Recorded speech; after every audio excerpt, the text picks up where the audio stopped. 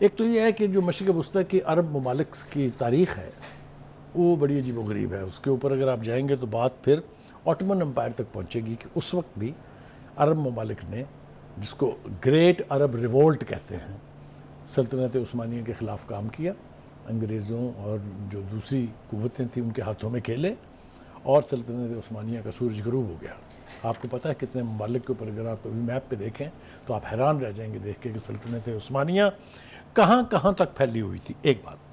دوسری بات یہ ہے کہ ایک فورس بنی تھی جس کو اسلامک ملٹری الائنس کہا گیا، جو 39 ممالک پر مشتمل تھی اور جس کی ممالک سربراہی جو ہے افواج پر وہ شریف ممکن صاحب کر رہے اور تھے. اس کی جو سربراہی ہے بقول ہمارے ایک ساتھی اینکر کے، وہ 16 فٹ کے جو قداور شخص ہیں، وہ اس وقت اس ملٹری الائنس کو، جس کو کہ منی نیٹو بھی کہا جاتا ہے، وہ کیا کر رہے ہیں؟ وہ کس لیے تشکیل پائی تھی؟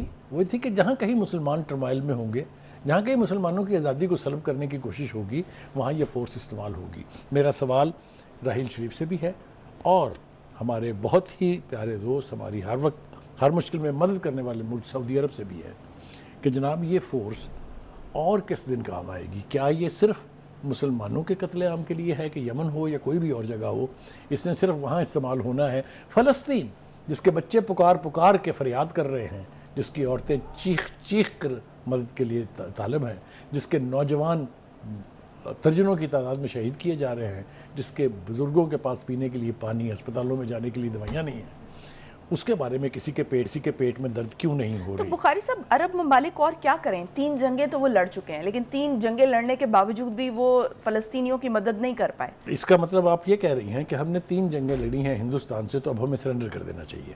خدا نخواستہ جنگ کے بعد تو آپ اور مضبوط ہوتے ہیں. میں آپشنز کی بات کر رہی ہوں کہ اپنے آپ کو مزید اسٹرینتھن کرنے کی کیوں کوشش نہیں کی؟ دیکھیے، گزارش یہ ہے، مثال لے لیجیے عرب، صرف مصر کی. میں لفظ استعمال کرنا نہیں چاہتا، پتہ نہیں مجھے ڈپلومیٹک تقاضوں کا تو خیر میں نے کبھی خیال کیا بھی نہیں ہے، مجھے صرف یہ اپنے جو تقاضے ہیں اس میڈیا کے اس کا خیال ہے. Rafah corridor is a lifeline for the Palestinians in Gaza.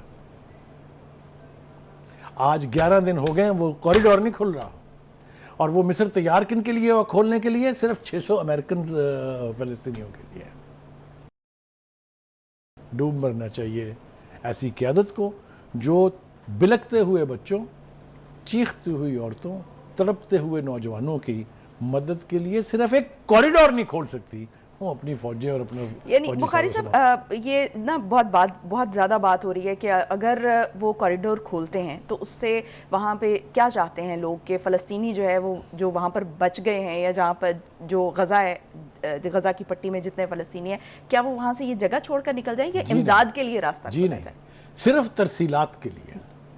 وہ راستہ کھلے گا تو خوراک آئے گی، وہ راستہ کھلے گا تو پانی جس کے لیے وہ بلک رہے ہیں وہ آئے گا، اور اگر ڈھنگ سے تمیز ہو راستہ کھولنے کی تو وہاں سے اسلحہ آئے گا. فلسطینی نہتے مارے جا رہے ہیں. ٹھیک ہے، ریزسٹ کر رہی ہے حماس جتنی اس کی قوت ہے، لیکن اگر ان کے پاس بھی اسرائیل کی طرف سے وافر مقدار میں اسلحہ ہوتا تو ایک فلسطینی گھر سے نکل کے سامنا کرتا اسرائیلیز کا. چاروں طرف سے لینڈ لاک بیلٹ ہے یہ. اس کے بارے میں خود امریکنز کہتے ہیں کہ دنیا میں اس سے بڑی کوئی جیل نہیں ہے. یہ حال ہے ہمارے مسلمان ملک کا جس کے پاس وہ کوریڈور ہے. اپنے اکنامک انٹرسٹ کے لیے انہوں نے اپنی مسلمانیت اور مسلمانوں کے خون کے ساتھ کمپرومائز کیا. بخاری صاحب، میں یہی کہنا چاہ رہی تھی نا کہ پہلے اپنے آپ کو اتنا اسٹرینتھن کرتے، اس کے بعد جو ہے کہ وہ اسرائیل کا مقابلہ کر سکتے. دیکھیے، میں آپ سے ایک عرض کروں، اسرائیل کا مقابلہ تو تب کرتے اگر انہوں نے اچانک حملہ کر دیا ہو. اسرائیلیوں نے، اسرائیل تو کنسسٹنٹلی وہاں بندے مار رہا ہے. کون سا دن ہے جب وہاں بمباری نہیں ہوئی ہے؟ آپ کے سامنے نہیں ہے.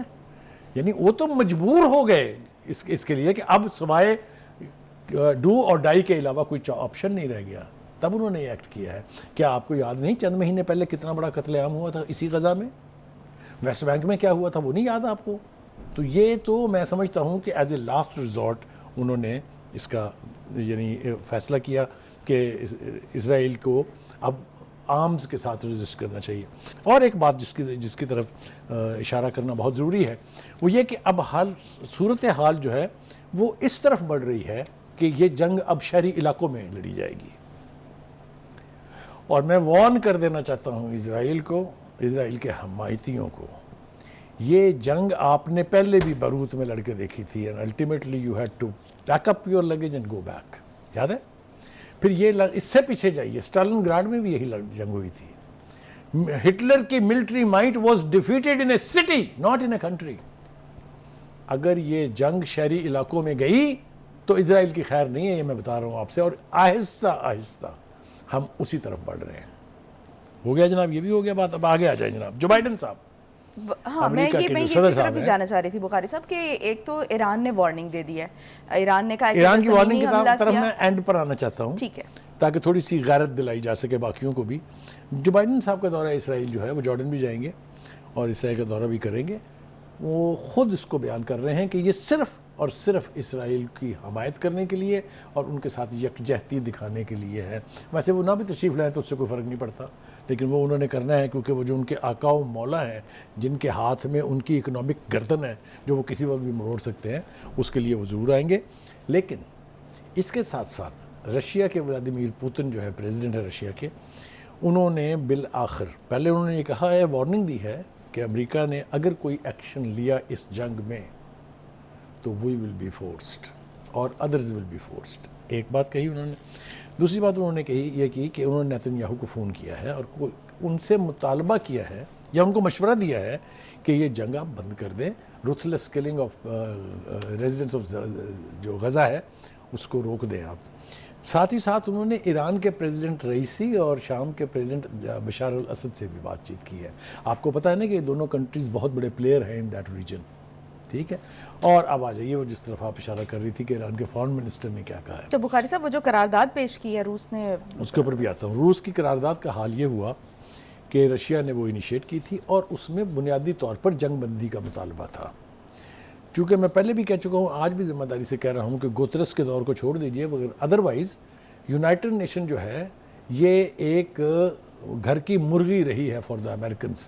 جو اشارہ آتا تھا وہی سیکرٹری جنرل جو ہے وہ بیان اگل دیتے تھے، وومٹ کر دیتے تھے. گوترس ذرا تھوڑے سے مختلف ہیں اس لیے کہ وہ ابتدا سے ہی اس جنگ کی ایک سٹانس لیے ہوئے ہیں اور اس کے اوپر وہ قائم ہیں. وہاں پر جی وہ قرارداد پیش ہوئی، 4 لوگوں نے اس کے حق میں ووٹ دیا، 4 لوگوں نے اس کے خلاف دیا. 5 لوگوں نہیں، 4 ہے. اچھا 4 ہے. 6 نے ابسٹین کیا. ٹھیک. رشیا موور 4 8 اور ایک 9 اور 6 جنہوں نے حصہ نہیں لیا 15 ہو گئے. 15 ہی رکن ہوتے ہیں سیکورٹی کونسل کے. ٹھیک. تو بخاری صاحب یہ جو ایران نے وارننگ دی، پھر لیبنان کی جو حزب اللہ ہے وہ بھی اس میں ایک طرح سے متحرک ہو گئی ہے، تو کیا یہ جس طرح سے ابھی کہا روس نے بھی دھمکی دی کہ اگر امریکہ اس پہ آتا ہے تو پھر ہمیں جو ہے وہ مجبوراً اس میں انٹرفیئر کرنا پڑے گا. دیکھیے جو کیا کسی طویل جنگ کی طرف یا ورلڈ وار کی طرف کوئی اشارہ دے رہا ہے؟ میں عرض کروں، اگر تو یہ چنگاری نے آگ پکڑ لی یا یہ آگ کا باعث بن گئی تو پھر بچت کسی کی نہیں ہے. ہم بھی یہاں بیٹھ کے محفوظ نہیں ہیں، یہ بات میں ذمہ داری کے ساتھ کہہ رہا ہوں. لیکن جنہوں نے مدد کرنی ہوتی ہے ان کے سٹائل وہ ہوتے ہیں جو یہ کولمبیا والے نے کیا ہے.